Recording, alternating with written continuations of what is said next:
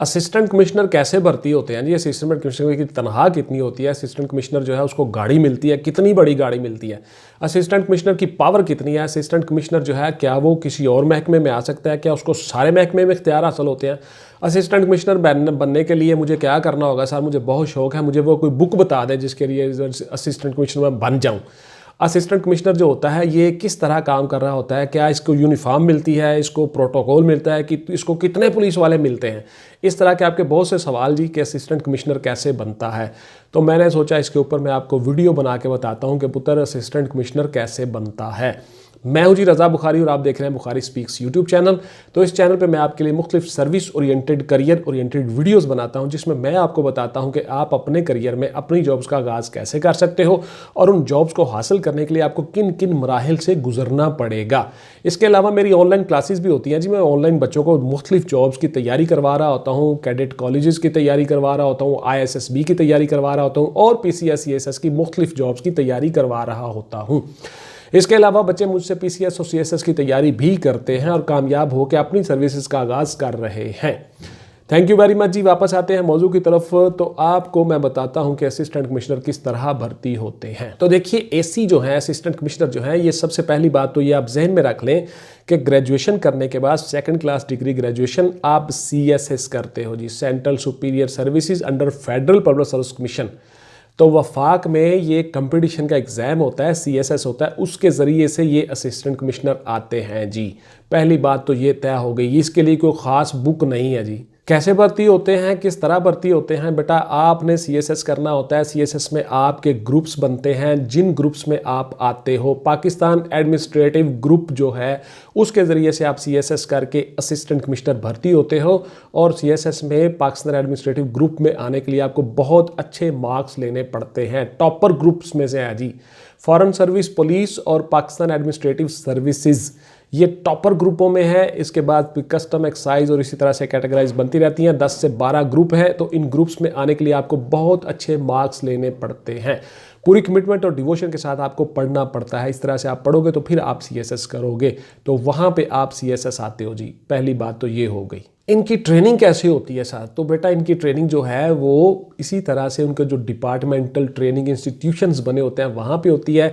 उसके साथ साथ नीपा में होती है और उसके साथ साथ पाकिस्तान एडमिनिस्ट्रेटिव अकेडमीज़ में होती है। जहाँ जहाँ इनकी अकेडमीज़ डिफाइन होती है वहाँ पे इनको एडमिनिस्ट्रेटिव रूल्स और एडमिनिस्ट्रेटिव स्टडीज़ पढ़ाई जाती हैं। पब्लिक डीलिंग कैसे करनी है, पब्लिक स्पीकिंग कैसे करनी है, उसके साथ साथ इंतज़ामी उमूर कैसे सरअंजाम देने हैं, एडमिनिस्ट्रेटिव सर्विसेज को किस तरह से आपने डिप्लॉय करना है, उनकी इम्प्लॉयमेंट कैसे करनी है, किस तरह से आपने ये सारे काम करने हैं, ये सारी की सारी ट्रेनिंग कराई जाती है। उसके साथ साथ एडमिनिस्ट्रेटिव रूल्स पढ़ाए जाते हैं और इसके साथ साथ सर्विसेज एंड जनरल रूल्स भी पढ़ाए जाते हैं।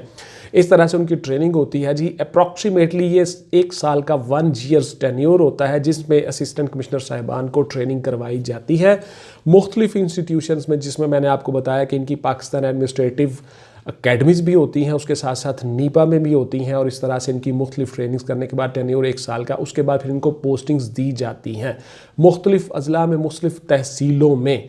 तहसील का ऑफिसर होता है जी ग्रेड 17 में होता है। अप्रॉक्सीमेटली इनकी पे जो होती है वो अंदाजन 60 से 70 हज़ार के करीब स्टार्ट होती है। इस तरह से इनकी सर्विस और जॉब का आगाज़ हो जाता है और असिस्टेंट कमिश्नर के तौर पे ये काम करते हैं। अप्रॉक्सीमेटली 3-4 साल के बाद इनको डिप्टी कमिश्नर के तौर पे प्रमोट कर दिया जाता है। इनका एक सर्विस स्ट्रक्चर होता है जी, सेट सर्विस स्ट्रक्चर होता है। उस सर्विस स्ट्रक्चर के तहत इनको ऑटोमेटिकली प्रमोशन मिल जाती है।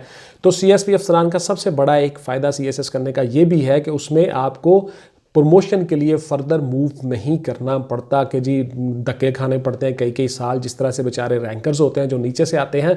इनका एक सर्विस का एक सेट क्राइटेरिया और सेट पैटर्न होता है और सर्विस स्ट्रक्चर होता है, उसके मुताबिक ये ऑटोमेटिकली उसमें प्रमोट होते रहते हैं। तो उसके लिए बड़ी मेहनत करनी पड़ती है जी। बहुत अच्छे नंबरों में आना पड़ता है, अच्छे ग्रुप्स में आना पड़ता है, बहुत मेहनत के साथ, कमिटमेंट और डिवोशन के साथ आपको पढ़ना पड़ता है, CSS करना पड़ता है। देन आप इस मकाम पे पहुंचते हो और ब्यूरोक्रेट बनते हो।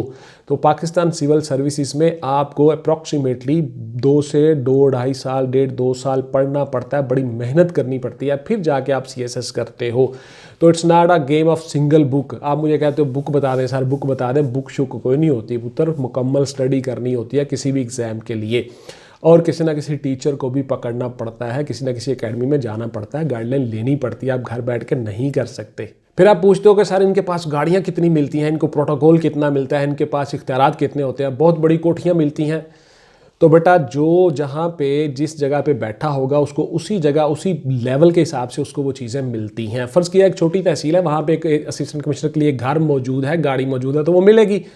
कुछ समटाइम बड़े जो शहर होते हैं वहाँ पे इनको थोड़ा छोटा घर मिल जाता है, गाड़ी मिल जाती है, लेकिन इनकी एंटाइटलमेंट पे होती है घर और गाड़ी वो उनको मिलती है। उसके बाद फिर आपने से बहुत से बच्चों ने पूछा सर इनको कितने पुलिस वाले मिलते हैं, इनको गनमैन कितने होते हैं, इनके साथ हरदली कितने होते हैं फलां। तो बेटा बहुत सा अमला होता है इनके साथ काम कर रहा होता है, लेकिन पुलिस वाले इनके साथ 1 या 2 बंदे काम कर रहे होते हैं, जो चूँकि इन्होंने एडमिनिस्ट्रेटिव ड्यूटीज़ देनी होती हैं, पूरे तहसील का इंतज़ाम संभालना होता है, तो लिहाजा पुलिस की तरफ से इनको गार्ड भी मिलती है, एक आध गनमैन वगैरह इनको मिल जाता है। फिर आप में से बच्चों ने सवाल किया कि क्या हम आगे तालीम जारी रख सकते हैं। बिल्कुल जी, आप रख सकते हो तालीम जारी, कोई नहीं आपको रोक रहा होता, लेकिन उसी तरह से जिस तरह मैं तमाम वीडियोस में आपको बताता होता हूं कि आप रेगुलर यूनिवर्सिटीज़ में दाखिला लेके क्लासेस नहीं ले सकते, प्राइवेट तौर पे आप पढ़ सकते हो, बिल्कुल पढ़े, उसमें कोई रिस्ट्रिक्शन कोई पाबंदी नहीं है। आप अपनी तालीम जारी रख सकते हो और उसके साथ साथ उसमें जब आपका इम्तहान आए तो आपकी रोल नंबर स्लिप और डेट शीट वगैरह ना साथ लगा के आप एप्लीकेशन दे के आप छुट्टी ले सकते हो और आप अपने पेपर दे सकते हो। इस तरह से आप अपनी तालीम जारी रख सकते हो। रेगुलर क्लासेस आप नहीं ले सकते बिकॉज आप गवर्नमेंट के ऑफिशियल हो और आपके ऊपर जिम्मेदारियां हैं, लाइबिलिटीज़ हैं, उनको आपने पूरा करना है। तो असिस्टेंट कमिश्नर के तौर पर आप पूरी तहसील के जितने भी डिपार्टमेंट होते हैं उन सब के आप एडमिनिस्ट्रेटिव ऑफिसर होते हो, तो आप उस तरह से रेगुलर क्लासेस नहीं ले सकते। क्या हम किसी और महकमे में जा सकते हैं? बिल्कुल जी जा सकते हो। आप CSS करके किसी और महकमे में चले जाओ, किसी और डिपार्टमेंट में चले जाओ, लेकिन इसी तरह से इसी CSS में करके इसी इंडक्शन में आप किसी और महकमे में नहीं जा सकते। ता वक्त के आप 19वें ग्रेड से ऊपर चले जाओ या 19वें ग्रेड में आ जाओ। उसलिए 19वें ग्रेड में आके फिर आप किसी और डिपार्टमेंट में जा सर्व कर सकते हो, बिकॉज आप पाकिस्तान एडमिनिस्ट्रेटिव ग्रुप में हो, आपको कहीं भी एडजस्ट किया जा सकता है।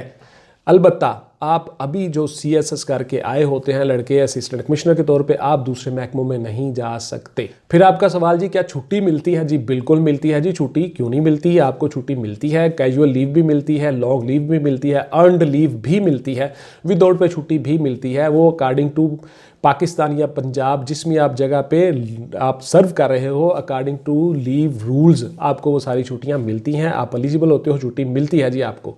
उसके बाद फिर आपका सवाल होता है कि क्या सर इनको 8 घंटे के बाद घर जाने की इजाज़त होती है? बिल्कुल होती है जी, घर जा सकते हैं, 8 घंटे के बाद अपनी ड्यूटी ऑफ करके घर जा सकते हैं। लेकिन चूंकि ये भी एडमिनिस्ट्रेटिव सर्विस में आते हैं, 24 आवर होते हैं, कभी कोई फ्लड आ गया, कभी कोई लॉ एंड ऑर्डर की सिचुएशन बन गई तो फिर इनको भी वापस अपनी ड्यूटी पे बुलवाया जा सकता है, लेकिन इनको अमूमन 8 घंटे के बाद ये अपने घरों में चले जाते हैं, इनको रेस्ट दी जाती है।